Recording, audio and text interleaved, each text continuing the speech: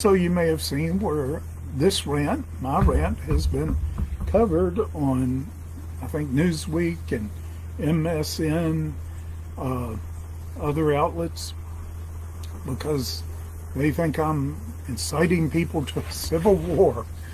I've been warning about the coming civil war actually since 1987. You know, that's a long time. That's 33 years. But after I had that dream in 2018, when I was shown in the dream, it's now inevitable, and it's time to prepare for it. But anyway, you read those articles and those media outlets, they twist things pretty bad. But it's free advertising, cause more people to watch this and other things we put out. Hi, this is Ted. Today I'm going to be talking about Rick Joyner. And the first thing I do want to say about him is that he understands the media possibly better than most of his fellow apostles and prophets, so-called.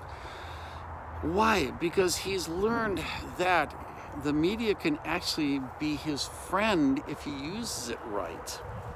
Now, I don't think he takes this that far. I don't think he really gets the full understanding, but he did mention in this video today that I'm showing, he did mention that because of liberal media covering him and talking about him, he's been getting a lot more views and a lot more attention.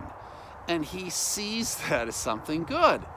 All right, this is something that a lot of people in Hollywood understand, that even negative publicity can be good if you use it right. A little background about Rick Joyner. Rick Joyner believes that he has gone to heaven several times. He believes that he has had visions and revelations and visitations and dreams and all this kind of stuff. And in his dreams, what I tend to get most of all is, number one, God is exalting him from servant to friend. This is big. I mean, this is huge. People in heaven look up to him and think he's like, oh, you are so lucky because you are this apostle in the last days helping to prepare for the coming of the kingdom. The second subject he focuses on is the war coming. He believes that God is revealing to him that there's this huge war coming and that we need to prepare. The war is between, to the best of my knowledge, to the best of my understanding, is going to be between the left and the right. And the right will win in the end, and because of that, the kingdom of God can be established on this earth. He talks about the need to prepare. And the first part of preparing is getting food and getting a place that you can protect yourself. And another way that he's helping us to prepare from this battle, for this battle, is directing us to Jim Baker, who's selling us absolutely fantastic food that'll last for years for a war like this. I want to show you something. All this food is for a gift of $2,500. 8 years of bulk food. This is what you should be doing. Wow. John, you come on. You're the rights preacher. You told me to do this. Look at, they got shovels. By the way, get a shovel. These are foldable shovels. It'll go in your backpacks. This is how you dig the latrine. We made up. They've been cooking during the show. Wow. And this rice is hot. Woo, it's just me. Yes, it just came out.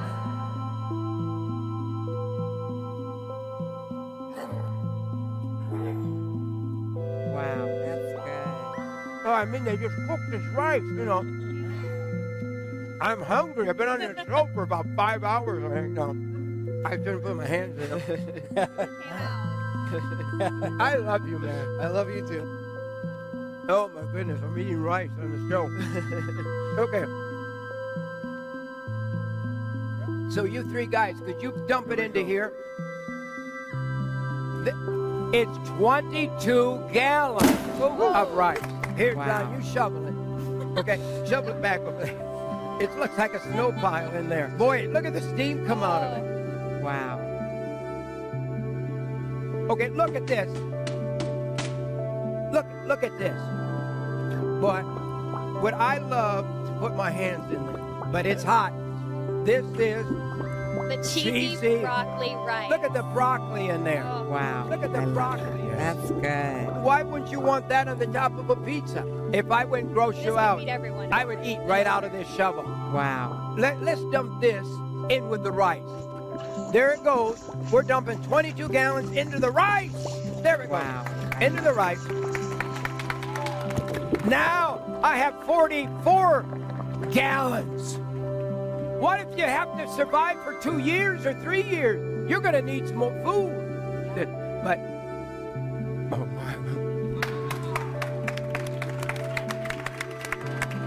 I have cheese all over my mouth, I'm sure. I need a napkin. and You're doing you know, just girls fine. need you napkins. put real broccoli in here, right? There's 100% real broccoli. But if these events take place, because the world's going to be on fire, and we never really dealt with, but if the world's on fire, there's not going to be anybody there to put it out. Wow. That's Okay. good. We ought to just get a bunch of bowls and serve it to the boy. audience.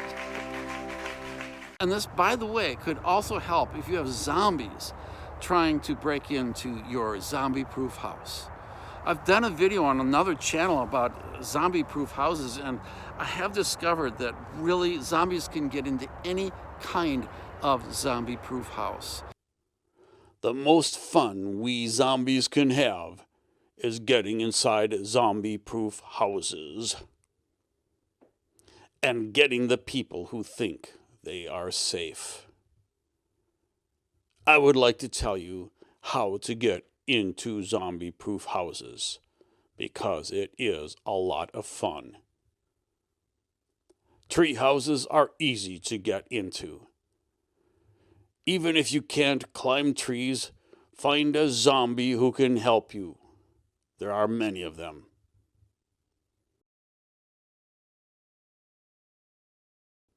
Islands, boats, and rafts are easy to reach. Most of us cannot swim, but we can walk underwater. We can walk in fresh water. We can walk in ocean water. Castles and tall walls seem difficult, but if you get enough friends to help, you will have a lot of human brains to eat. Then there are those people who live in bunkers. Those people don't have any sunlight, so most of them get sick and diseased. You don't want them. Finally, you don't want to eat clown brains because they taste funny. I don't want to get sidetracked because this is not about zombie-proof houses. I'm just getting into Jim Baker and him helping you to prepare for such events if it were ever to happen.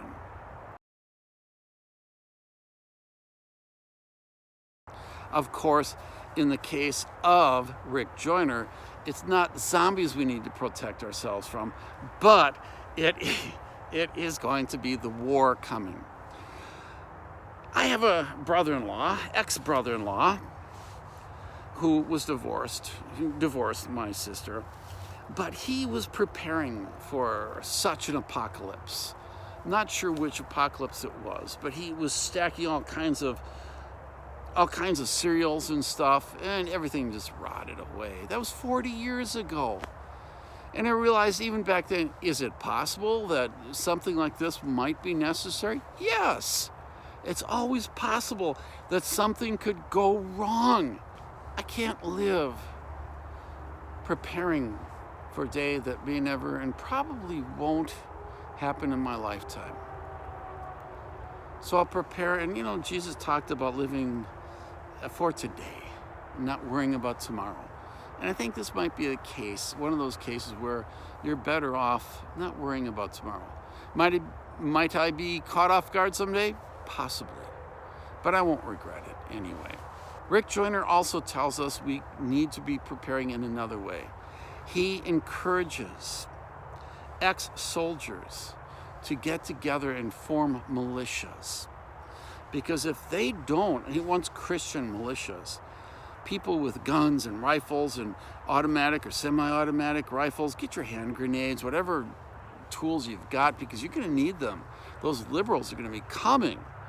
to your door, and you need to protect yourselves from those nasty people.